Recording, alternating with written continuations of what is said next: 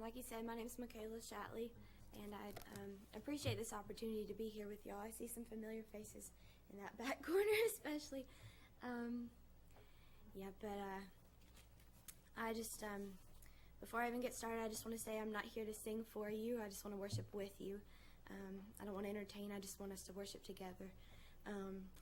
And the song I'm going to start with is called Man of Sorrows, and I think it really just lays out the gospel in a beautiful way. And I think that's important as we start into worship. I think a good way to start is to look at what Christ did for us on the cross and just remember again. I don't think we can ever remember too many times.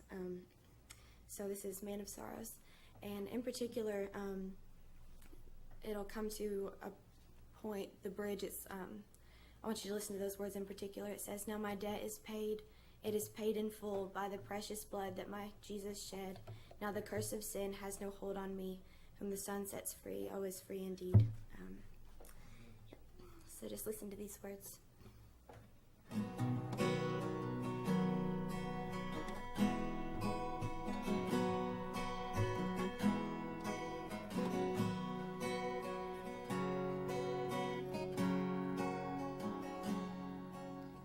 Man of sorrows, Lamb of God, by his own betrayed, the sin of man and wrath of God has been on Jesus laid. Silent as he stood accused, beaten, mocked, and scorned, bowing to the Father's will, he took a crown of thorns. Oh, that rugged cross, my salvation, where your love poured out over me. Now my soul cries out, hallelujah,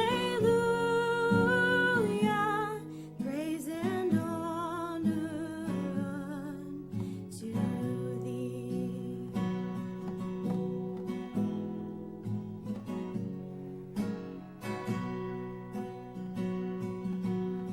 Sins of heaven, God's own Son, to purchase and redeem, and reconcile the very ones who nailed him to the tree. Oh, that rugged cross, my salvation, where your love poured out over me. Now my soul cries out, hallelujah, praise and honor unto thee.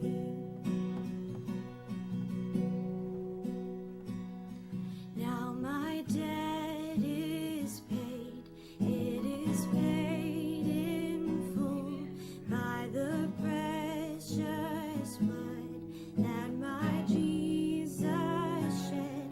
Now the curse of sin has no hold on me. Whom the Son sets free, oh, is free indeed. Now my debt is paid, it is paid in full by the precious blood that my Jesus shed. Now the curse of sin has no hold on me. Whom the Son sets free, oh, is free indeed. Oh, that rugged cross, my salvation, where your love poured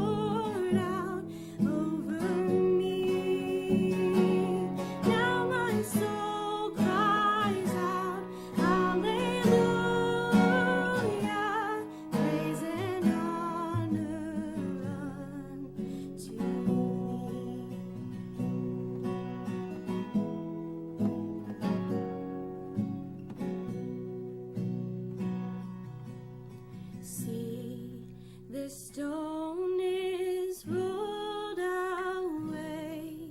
Behold the empty tomb. Hallelujah, God be praised. He's risen from the grave. Oh, that rugged cross, my salvation, where your love poured out over me. Now my soul cries out, hallelujah, praise and honor unto thee. Praise and honor unto thee.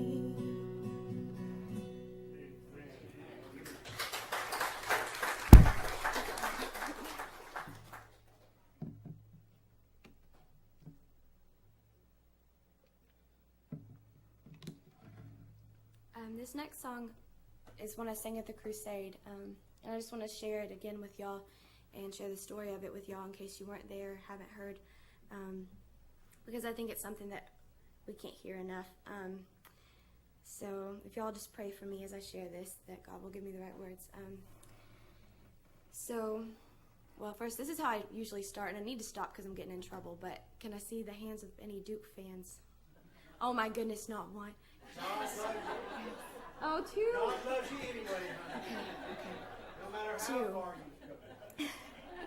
See, that's usually my joke that the Carolina fans, you need to repent after, we'll talk about it later. Just kidding, but oh my goodness, that's an all-time low, just two. Okay, well, we gotta stick together.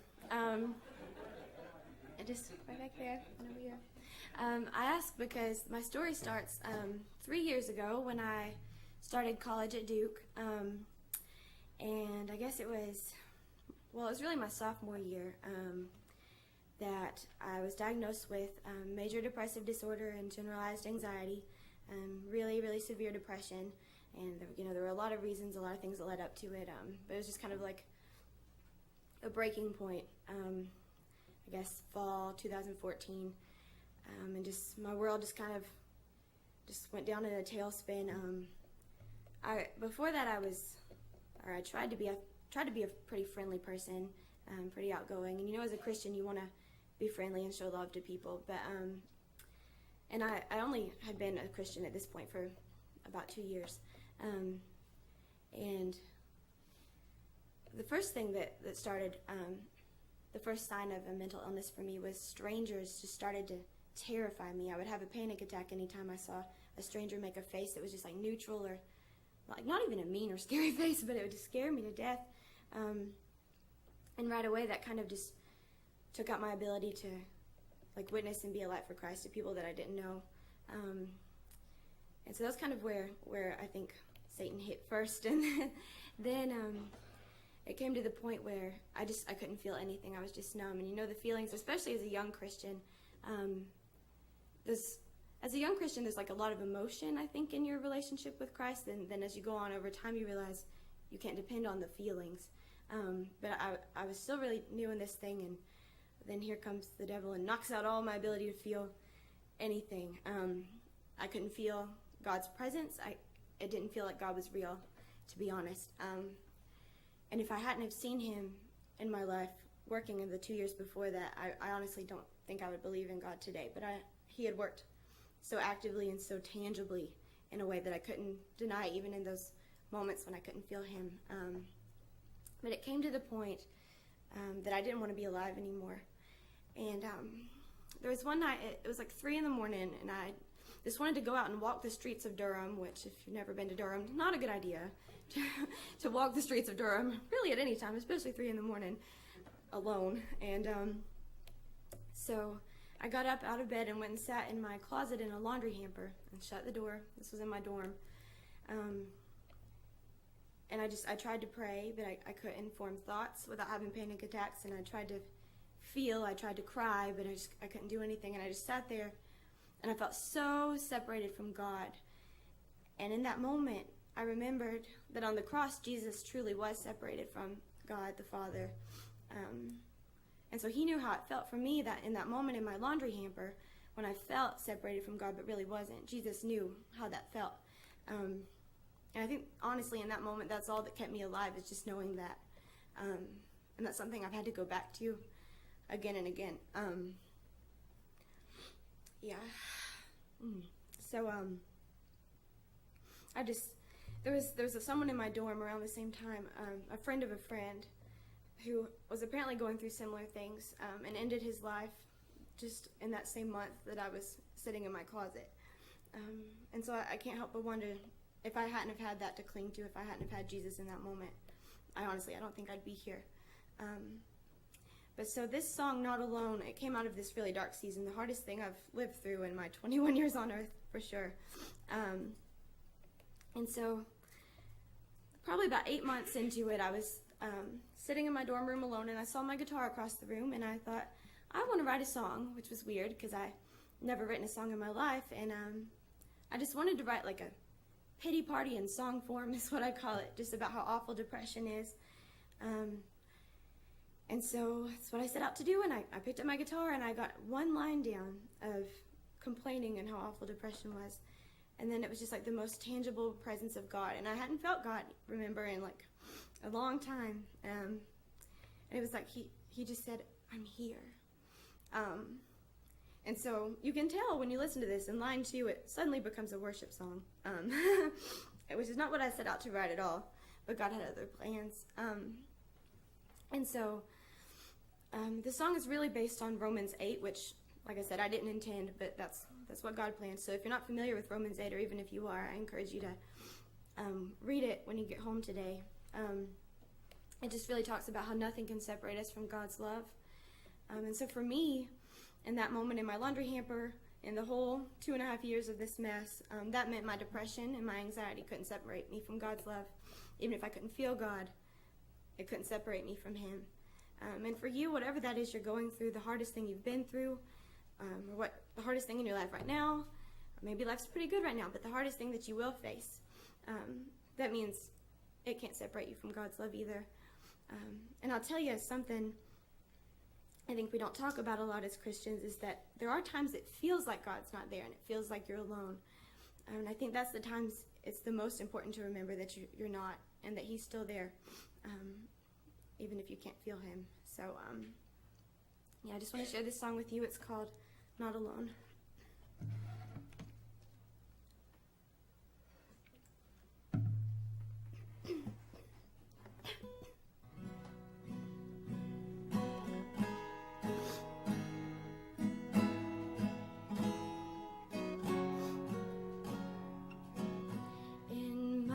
Doubting, my fears, my questions, my tears, Lord, you meet me right where I am.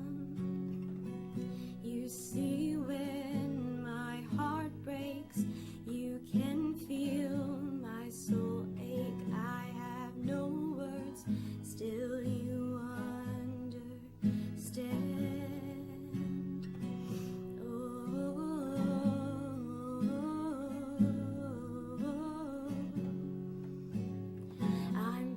To stumble and fall, I often misplace my love.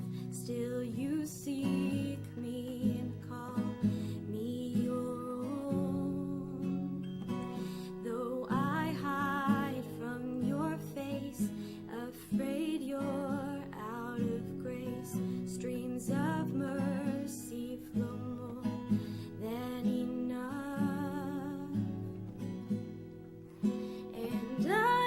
Persuaded there's nothing that can separate me from your love, Jesus. Forever and always you will be with me. I hear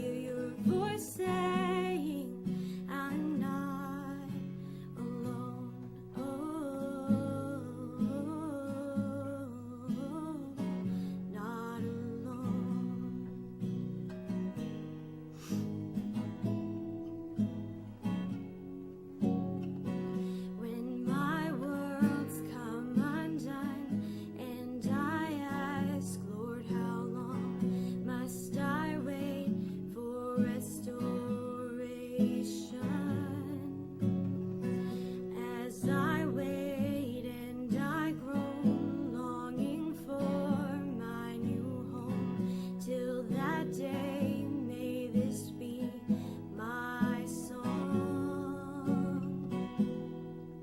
that I am persuaded there's nothing that can separate me from your love, Jesus. Forever and always you will be with me. I hear your voice saying I'm not alone. Oh, not alone.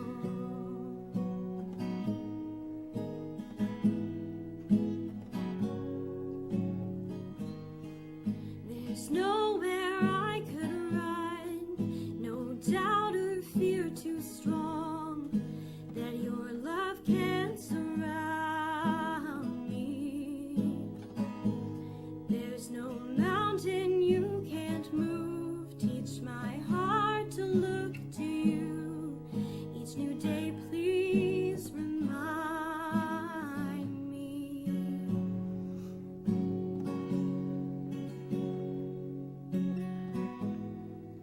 that I am persuaded there's nothing that can separate me from your love, Jesus.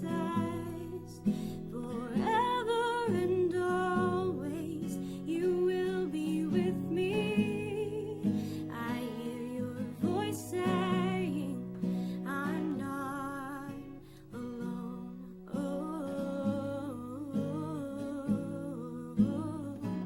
not alone.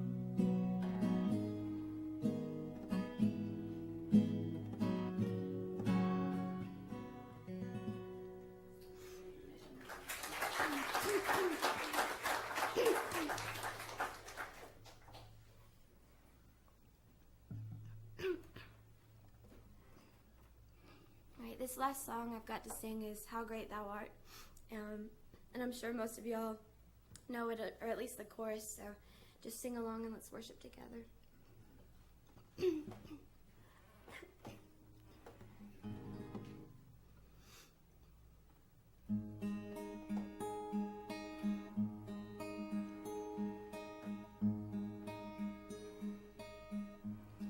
Oh Lord, my God, when I in awesome wonder consider all the worlds thy hands